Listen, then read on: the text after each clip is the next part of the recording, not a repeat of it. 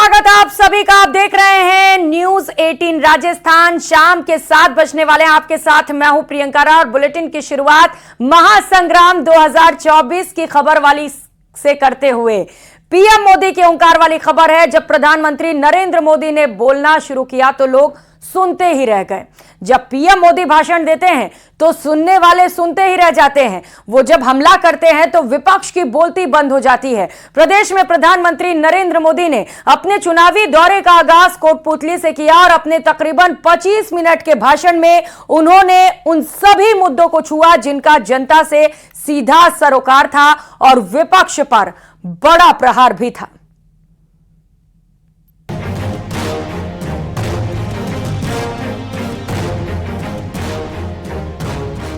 चुनावी बिगुल में पीएम ने संभाली प्रचार की कमान। राम राम सा। कोटपुतली से पीएम मोदी की चुनावी सभा का आगाज। भव्य राम मंदिर बना कि नहीं बना? दिए जले, आग नहीं लगी। पीएम मोदी जब भी किसी जनसभा को संबोधित करते हैं ऐसा ही उत्साह और उमंग देखने को मिलता है। कोटपुतली के मैदान में जब पीएम मंच पर आए तो कार्यकर्ताओं का उत्साह चरम पर था। हर कोई मोदी का हाथ हिलाकर अभिवादन करते हुए नजर आया। पीएम मोदी भी मंच से लोगों का सम्मान स्वीकार करते दिखे। पीएम मोदी ने कोटपुतली से प्रदेश में अपनी पहली चुनावी जनसभा का आगाज किया और उनका अंदाज भी हर बार की तरह अलग दिखाई दिया। उन्होंने अपने भाषण की शुरुआत राम राम सा से की। राम राम सा। पीएम मोदी का भाषण चुनावी जरूर था लेकिन अंदाज लोगों को मुस्कुराने पर मजबूर कर रहा था। जब भ्रष्टाचार पर कार्रवाई करता हूं तो कांग्रेस और इंडी अलायंस के लोग जम करके जी भर करके मोदी को गाली देते रहते हैं। लेकिन राजस्थान के लोग जानते ही हैं, राजस्थान के लोग भली भांति जानते हैं, दाल बाटी चूरमा, वोटर मारा सुरमा। पीएम मोदी ने राम मंदिर का जिक्र करते हुए विपक्ष पर जोरदार हमला बोला। इन लोगों ने सालों तक चलाया, अगर राम मंदिर का नाम भी लोगे तो देश जल मरेगा, आग लग जाएगी। भव्य राम मंदिर बना के नहीं बना? बना के नहीं बना? दिए जले, आग नहीं लगी। कोटपुतली में अपने भाषण के दौरान पीएम मोदी ने देश में गरीबी के लिए कांग्रेस को जिम्मेदार ठहराया। कांग्रेस ने देश के करोड़ों छोटे किसानों को कभी नहीं पूछा।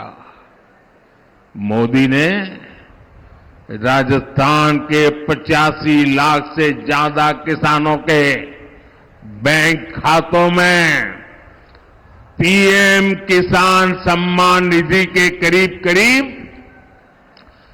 20,000 करोड़ रुपए भेजे हैं।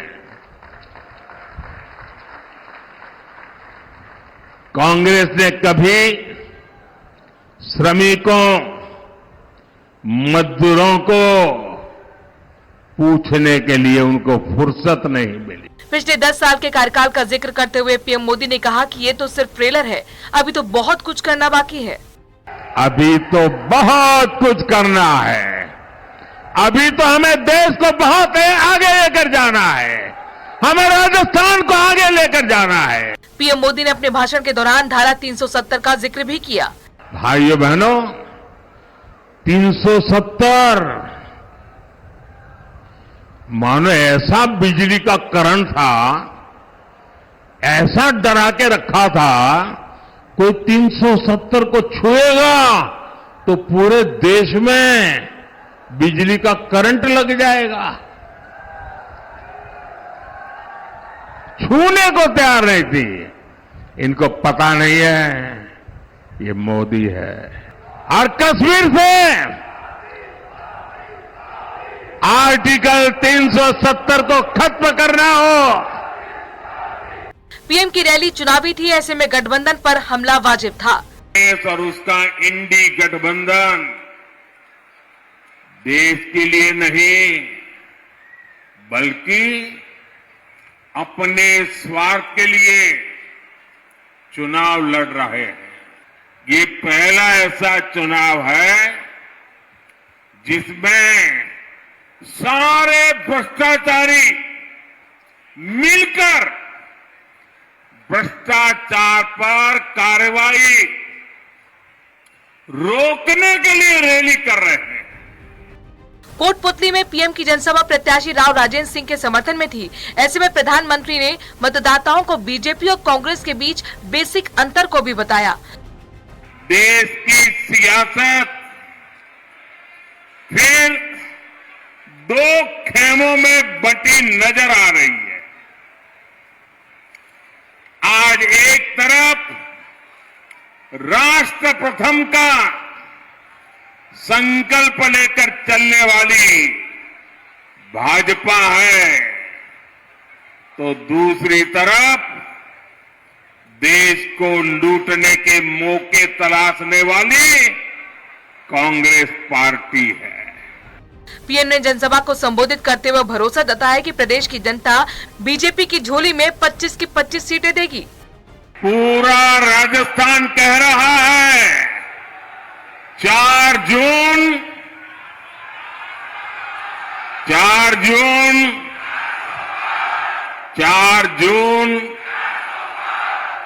जून कोटपुतली में पहले चरण में मतदान होना है। ऐसे में पीएम मोदी की पहली जनसभा बेहद दमदार रही। अब 5 अप्रैल को पीएम चुरू में जनसभा करने वाले हैं। अब देखना यह है कि पीएम जिस तरह का विश्वास प्रदेश की जनता पर कर रहे हैं, वैसा ही विश्वास जनता बीजेपी पर करती है या फिर नहीं। Bureau report, news 18 Rajasthan. तो वहीं कांग्रेस प्रदेश प्रभारी सुखजिंदर सिंह रंधावा ने बीजेपी पर बड़ा हमला बोला। रंधावा ने पीएम मोदी के बयान पर पलटवार किया और कहा कि ये कहते हैं हमें गालियां देते हैं, जनता उम्मीद रखती है, नहीं होता तो गालियां भी देती हैं, देश चलाना हो तो सब कुछ सहन करना पड़ेगा। सुखजिंदर सिंह रंधावा प्रदेश प्रभारी की ओर से जमकर प्रहार किया गया प्रधानमंत्री नरेंद्र मोदी पर। सुनिए क्या कुछ कहा। और लोकसभा चुनाव से पहले नामांकन की प्रक्रिया चल रही है। इसी कड़ी में दूसरे चरण के मतदान के लिए नामांकन जारी है। बड़ी खबर इस वक्त की, उससे पहले हम आपको लगातार बता रहे हैं प्रदेश प्रभारी सुखजिंदर सिंह रंधावा ने बड़ा हमला किया है। बीजेपी पर उन्होंने पलटवार किया है और साफ तौर पर कहा है कि प्रधानमंत्री नरेंद्र मोदी जो बातें कह रहे हैं उन्हें गालियां भी सुनने पड़ेंगी।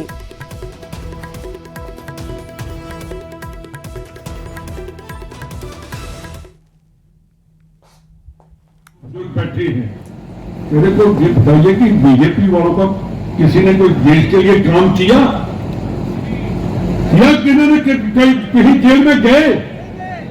तो किस देशभक्ति की बात करते हैं जी? क्या कहते हैं कि हम देश के लिए मरेंगे? देश के लिए मरने की जरूरत नहीं, देश को आगे लेकर जाने की जरूरत है। मेरे को ये नहीं समझ आती। प्रकाशा जी, आपने कहा कि प्रधानमंत्री का कहते हैं मेरे को गाली खानी पड़ती है। भाई साहब, अगर प्रधानमंत्री बनना तो सबको ही सहना पड़ेगा, देश को आगे लेकर जाना होगा हमें। और लोकसभा चुनाव से पहले नामांकन की प्रक्रिया चल रही है। इसी कड़ी में दूसरे चरण के मतदान के लिए नामांकन जारी है। आज कांग्रेस और बीजेपी के कई दिग्गजों ने नामांकन पर्चा दाखिल किया।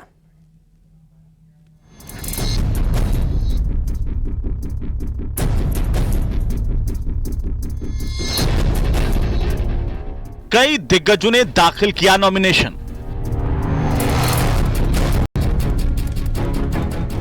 4 अप्रैल तक जारी रहेगा नामांकन का दौर।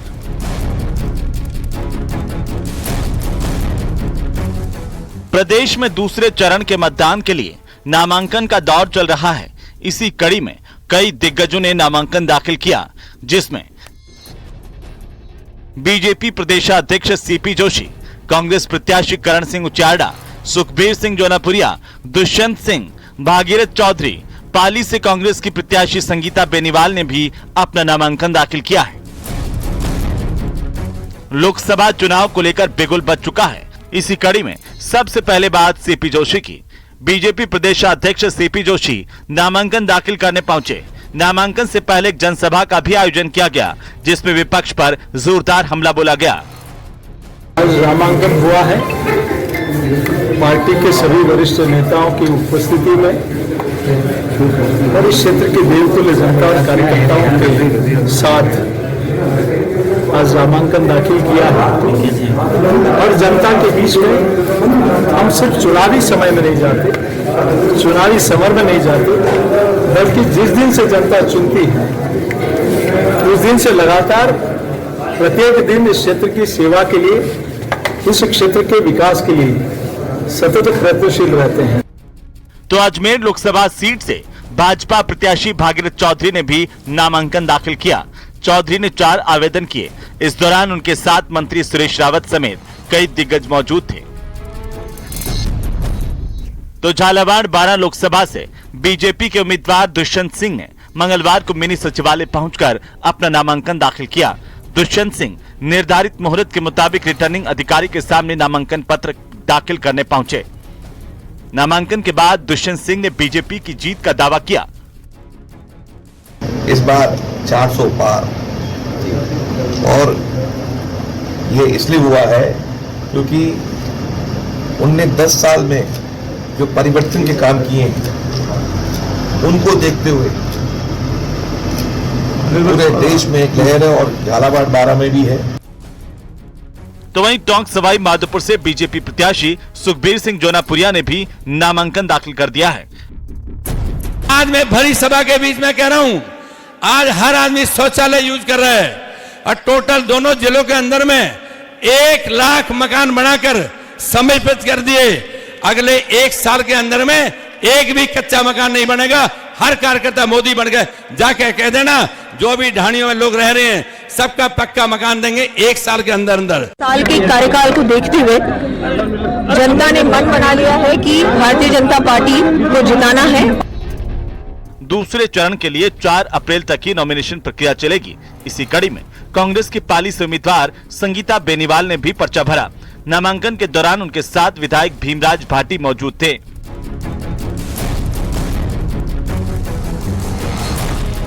इसके अलावा जोधपुर लोकसभा क्षेत्र से कांग्रेस के उम्मीदवार करण सिंह उचियार्डा ने मंगलवार को अपना नामांकन दाखिल किया। समर्थकों के साथ वे जिला निर्वाचन अधिकारी कार्यालय पहुंचे। कांग्रेस प्रत्याशी ने अपना नामांकन पेश किया। इस दौरान उनके साथ पूर्व विधायक मनीषा पवार, पूर्व विधायक हीराराम मेघवाल के साथ ही डीसीसी अध्यक्ष सलीम खान मौजूद रहे।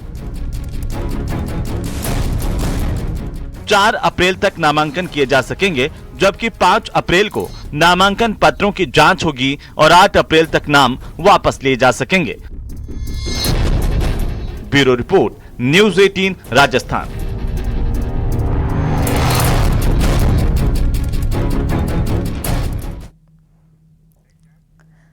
तो अब लोकसभा चुनाव बेहद नजदीक है और ऐसे में कांग्रेस के भी तमाम दिग्गज चुनावी रण में दिखाई देने लगे हैं। राजस्थान में परिणाम अलग अलग होने की बात कह रहे हैं, लेकिन कार्यकर्ताओं का जोश हाई नहीं हो पा रहा। दिग्गजों के मैदान में उतरने से क्या समीकरण बदल जाएंगे, इसी पर देखिए हमारी ये खास रिपोर्ट। धीरे धीरे ही सही, कांग्रेस का चुनाव प्रचार गति पकड़ता जा रहा है। तमाम दिग्गज नेता अब आपको जमीन पर दिखाई देने लगे हैं। सभी के निशाने पर पीएम मोदी और बीजेपी सरकार है। हालांकि जीत का दावा तो सभी कर रहे हैं, लेकिन जीत के लिए मुद्दा और रास्ता कौन सा है, इस पर सभी मौन है। लेकिन सचिन पायलट खुलकर बीजेपी पर हमलावर है। जोधपुर पहुंचे सचिन पायलट को यह भरोसा है कि इस बार राजस्थान में कांग्रेस बेहतर प्रदर्शन करेगी। उन्हें लगता है कि अब कांग्रेस का दौर आने वाला है।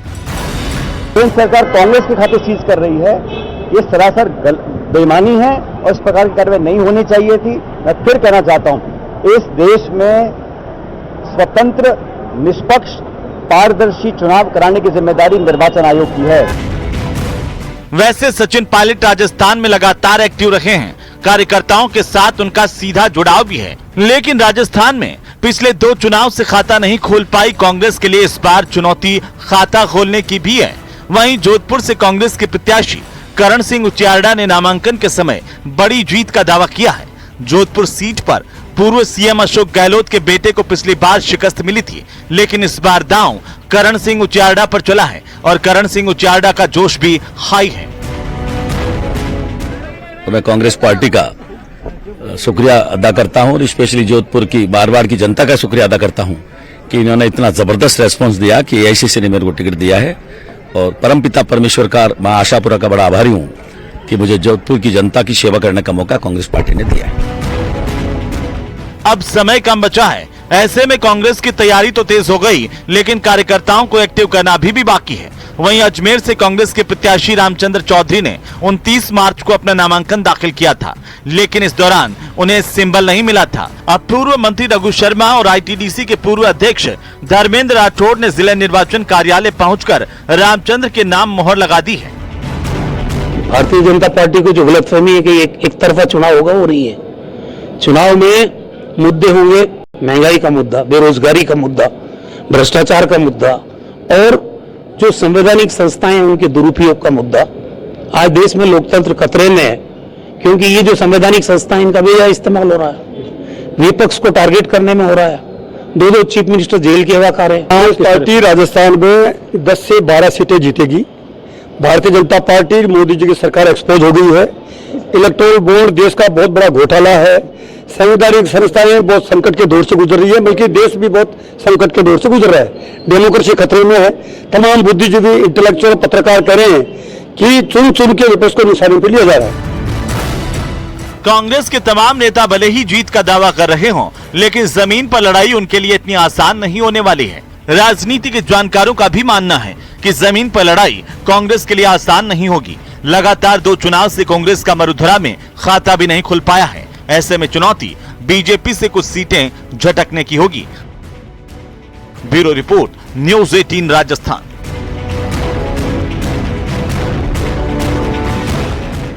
तो एक और कांग्रेस के लिए चुनौतियां बढ़ी हैं, तो वहीं मरुधरा में फिर से बीजेपी जीत का हैट्रिक लगाने को बेताब है। तमाम नेताओं की जुबान पर मोदी की गारंटी और 400 पार का नारा है। इस 400 प्लस में राजस्थान को फिर से जीतना और पिछली बार से भी बड़े अंतर से जिताने का लक्ष्य है। बीजेपी के सभी प्रत्याशियों का जोश भी हाई है। ये रिपोर्ट देखिए। 4 जून को 400 पार। अब की बार 400 पार, मरुधरा में फिर से हैट्रिक की तैयारी। इस लक्ष्य के साथ बीजेपी चुनावी मैदान में उतर चुकी है। तमाम नेता ताबड़तोड़ प्रचार में लगे हैं, साथ ही नामांकन का दौर भी शुरू हो चुका है। बीजेपी के नेता नामांकन के समय ही शक्ति प्रदर्शन कर अपनी जीत होने का संदेश भी विपक्ष को दे रहे हैं। हालांकि बीजेपी के तमाम कार्यकर्ताओं की जुबान पर फिर से मोदी सरकार और इस बार 400 पार का नारा है। झालावाड़ और सवाई माधोपुर के बीजेपी उम्मीदवार ने नामांकन के समय पीएम मोदी के संकल्प को पूरा करने की बात कही, साथ ही जीत को महज औपचारिकता बताया है। इस बार 400 पार, और ये इसलिए हुआ है क्योंकि उनने 10 साल में जो परिवर्तन के काम किए हैं उनको देखते हुए पूरे देश में एक लहर है और झालावाड़ बारा में भी है। मैं समझता हूँ 400 पार में कोई दिक्कत नहीं है। जिस हिसाब से देश के प्रधानमंत्री के प्रति एक पूरे देश के अंदर में उनके प्रति जो लगाव है, एक आम गरीब आदमी भी बात को मानता है कि मेरा प्रधानमंत्री मेरे लिए काम कर रहा है, तो मैं समझता हूँ उन्होंने जो भी कहा है वो 400 से ऊपर ही जाएगा, कहीं कमी नहीं रहेगी। वहीं अजमेर से बीजेपी उम्मीदवार भागीरथ चौधरी ने भी नामांकन किया। वहीं बीजेपी नेताओं ने वही बात दोहराई जिसकी बात दिल्ली से जयपुर तक की जा रही है। सभी की जुबान पर 400 पार का नारा है। हालांकि बीजेपी के तमाम नेता अपनी जीत को लेकर भी आश्वस्त नजर आ रहे हैं। नरेंद्र भाई मोदी जी की योजनाओं से लोग लाभान्वित हुए। हर क्षेत्र के अंदर, हर चाहे किसान हो, मजदूर हो, व्यापारी हो, सब लोग मोदी जी के पक्ष में वोट देना चाहते हैं। मोदी जी गारंटी पे विश्वास है लोगों को। लोकसभा चुनाव में पीएम मोदी का चेहरा ही बीजेपी का चेहरा है और ये बात तमाम विधायक, मंत्री से लेकर कार्यकर्ताओं के लिए भी संदेश है। कुछ दिनों से बीजेपी से अलग बात कर रहे विधायक चंद्रभान सिंह आख्या को भी पीएम मोदी के नाम पर भरोसा है। वो चित्तौड़गढ़ में अब सीपी जोशी की बड़ी जीत होने का दावा कर रहे हैं। आप विधायक का बयान भी सुनिए।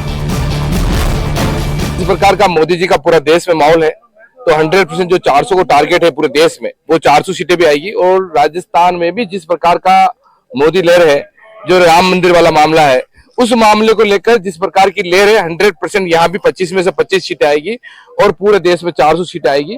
और हमारे भाई सीपी जोशी जी कम से कम 10 लाख वोटों से जीतेंगे। हालांकि बीजेपी के तमाम नेता इस बार भी बड़ी जीत होने की बात कह रहे हैं। सभी नेताओं का आत्मविश्वास भी बढ़ा हुआ है, क्योंकि सबको भरोसा पीएम मोदी के चेहरे पर है। जो लक्ष्य भगवा खेमे ने लिया है, उसके लिए जमीन पर मेहनत भी की जा रही है। तमाम दिग्गज नेता जनता के बीच में हैं और हैट्रिक की जा रही है। Bureau report, news 18 Rajasthan.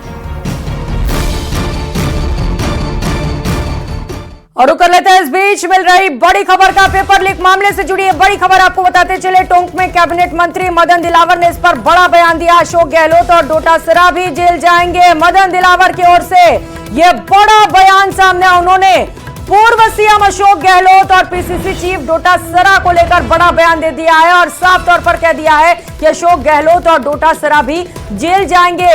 Sukhbir Singh Jaunapuria की नामांकन रैली में दिलावर ने यह बड़ा बयान दिया। 500 से ज्यादा लोग जेल जाने वाले हैं। दिलावर की ओर से यह बयान दिया गया। उन्होंने कहा कि अशोक गहलोत और डोटासरा बचने की जुगत में भिड़े हुए हैं, लेकिन मुझे लगता नहीं कि ये बच पाएंगे, ये भी जेल जाएंगे। इन्होंने हजारों और लाखों बच्चों का भविष्य खराब किया है। बेचा था, परीक्षा में आए पेपर खुद ने बेच दिए, लाखों करोड़ रुपए कमाए और आज कांग्रेस कहीं कहीं दर्जनों लोग जेल की शिक्षों में बंद है और 500 से ज्यादा लोग और जाने वाले हैं। अब अशोक गहलोत भी और डोटासरा भी बचने की जुगत भिड़ा रहे हैं, लेकिन मुझे लगता नहीं है कि ये बच पाएंगे। ये भी जेल जाएंगे कि उन्होंने हजारों लाखों बच्चों का भविष्य खराब किया है।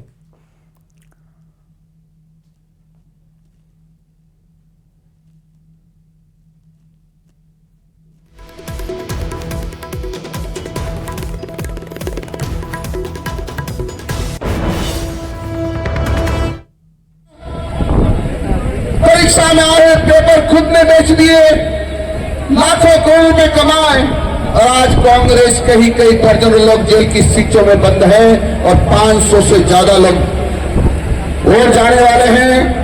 अब अशोक गहलोत भी और डोटासरा भी बचने की जुगत भिड़ा रहे हैं, लेकिन मुझे लगता नहीं है कि ये बच पाएंगे।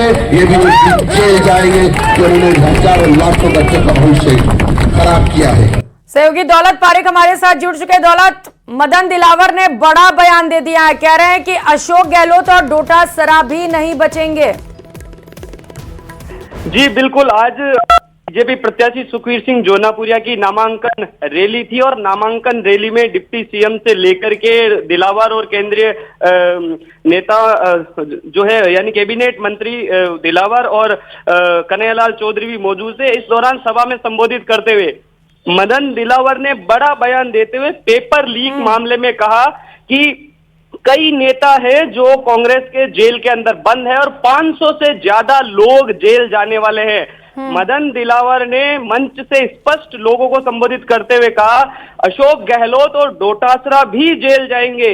उनका कहना था कि ये दोनों नेता बचने की जुगत भिड़ा रहे हैं, लेकिन दिलावर ने कहा कि मुझे ऐसा लगता नहीं कि ये बच पाएंगे, ये भी जेल जाएंगे। इन्होंने हजारों लाखों बच्चों का भविष्य खराब किया है जी।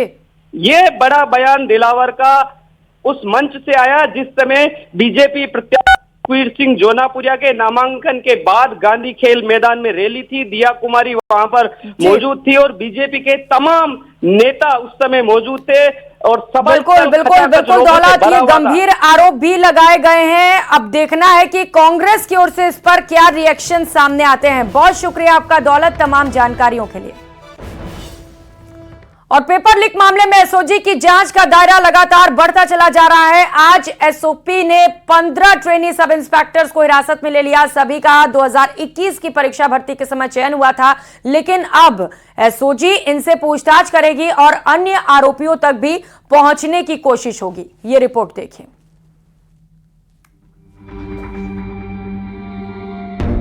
हम पेपर माफियाओं को खत्म कर देंगे, इन पर सख्त एक्शन लिया जाएगा, किसी को बख्शा नहीं जाएगा। यह शब्द विधानसभा चुनाव में बीजेपी का नारा बन गया था, लेकिन चुनाव के बाद सरकार बदली और पेपर माफियाओं पर ताबड़तोड़ एक्शन शुरू हो गया है, जो अब तक जारी है। मंगलवार को भी एसओजी ने राजस्थान पुलिस एकेडमी से 15 ट्रेनी सब इंस्पेक्टर को हिरासत में लिया है, जिनमें 2 महिलाएं भी शामिल हैं। टीम ने 3 घंटे तक आरोपियों से पूछताछ की, जिसके बाद उन्हें हिरासत में ले लिया गया। 2021 जो सब इंस्पेक्टर भर्ती से रिलेटेड एफआईआर दर्ज हुई थी और जिसमें पिछले लॉट में प्रशिक्षु उप निरीक्षक अरेस्ट हुए थे, उसी अनुसंधान की अगले चरण में 2 महिला प्रशिक्षु थानेदार और 13 जो पुरुष प्रशिक्षु थानेदार हैं, इनको पूछताछ के लिए आज एसओजी में लाया गया है। अनुसंधान अभी शुरुआती स्टेज पे है। हालांकि इससे पहले एसओजी ने 13 ट्रेनी सब इंस्पेक्टर को गिरफ्तार किया था। गिरफ्तार ट्रेनी इंस्पेक्टरों से पूछताछ में कई अहम सबूत मिले थे। माना जा रहा है कि उसके आधार पर एसओजी ने यह कार्रवाई की है। वैसे एसओजी कोई एक भर्ती परीक्षा की जांच नहीं कर रही, कई परीक्षाएं जांच के दायरे में हैं। अब जो कार्रवाई हुई है वो 2021 में हुई भर्ती परीक्षा को लेकर की गई है। हेल्पलाइन पे और डाक के जरिए बहुत सारे हमारे पास फीडबैक आए थे और अनुसंधान में जो पिछला हुआ है उसमें कुछ हमारे पास डेवलपमेंट्स थे। उन सब को मिला के हमने ये 15 जो प्रोबेबल सस्पेक्ट्स हैं इनको पूछताछ के लिए लाया है। पूछताछ के बाद जैसी सूरत हाल होगी वैसी कार्रवाई हम करेंगे। जब भी एसओजी ने किसी भर्ती परीक्षा को लेकर कार्रवाई की, तब दूसरी परीक्षा का भी कोई ना कोई नया किरदार सामने आ जाता है। पुलिस आरोपियों के इसी मकड़जाल को तोड़ने में लगी है। कि आदमी की 4 लोग शिकायत दे रहे हैं, पटवारी भर्ती, नर्स भर्ती, फिजिकल टीचर भर्ती, इंग्लिश टीचर भर्ती, कौन सी भर्ती नहीं है जिसकी शिकायत नहीं है? शानदार भर्ती तो उसमें से एक भर्ती है, बाकी हर तरह की भर्तियों की शिकायत आ गई। अभी जो 15 साल पहले भर्ती हो गई उनकी भी शिकायत आ गई, जिसके चलते अब तक कईयों की गिरफ्तारी हो चुकी है। एसओजी ने एसआई भर्ती परीक्षा 2021 में पास हुए सभी ट्रेनी एसआई की एक डमी परीक्षा ली थी। ट्रेनी एसआई को वही पेपर हल करने के लिए दिया गया था जो साल 2021 की परीक्षा में आया था। इस दौरान 17 ट्रेनी एसआई 20% भी पेपर हल नहीं कर पाए। वहीं 400 ट्रेनी एसआई 50% प्रश्नों का उत्तर नहीं दे पाए थे। Bureau report, news 18 Rajasthan.